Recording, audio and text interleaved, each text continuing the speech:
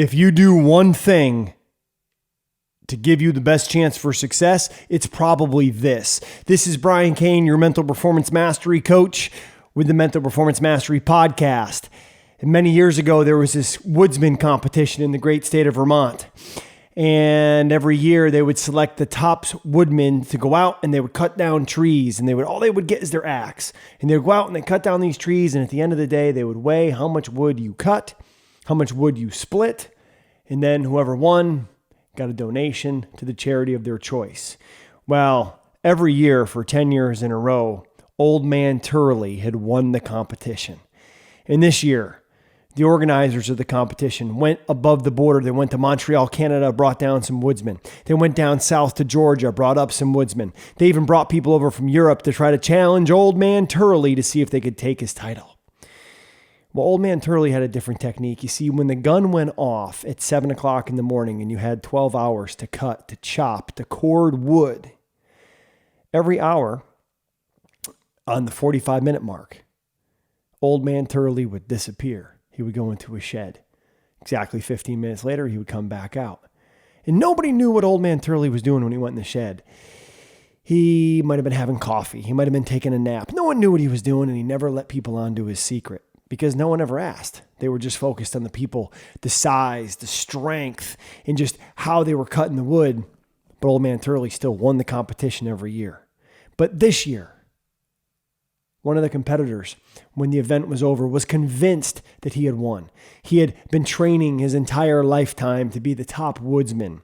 And as he cut down more trees and corded more wood than any of the other competitors, there's only one person standing who he wasn't sure yet on what their wood count was, because obviously they were going to weigh the champ, old Man Turley's wood last.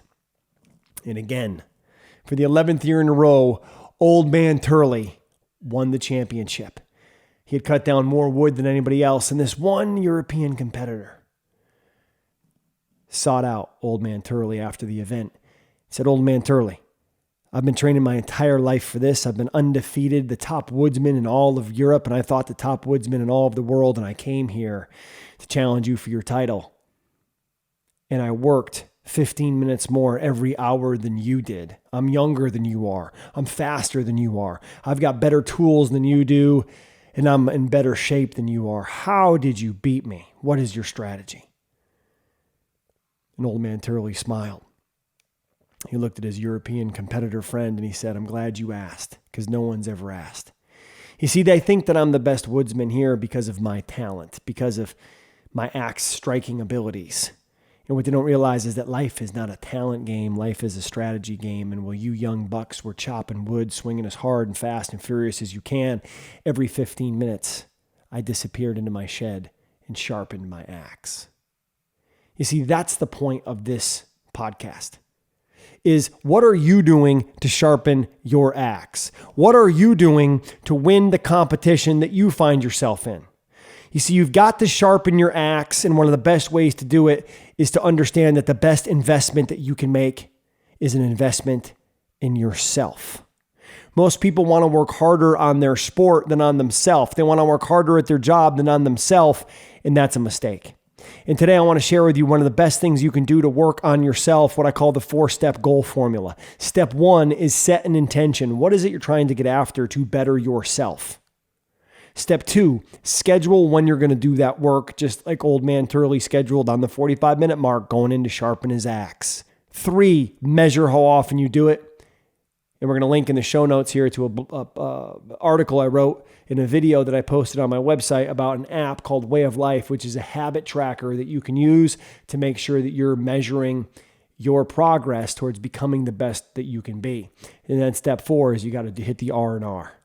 You got to reflect and refocus. In the process that I share with the coaches and athletes I work with, and the process that I teach in my Mental Performance Mastery Coaches certification in the 30-Day to Athletes program, is the best strategy for reflecting and refocusing is called Well, Better, How.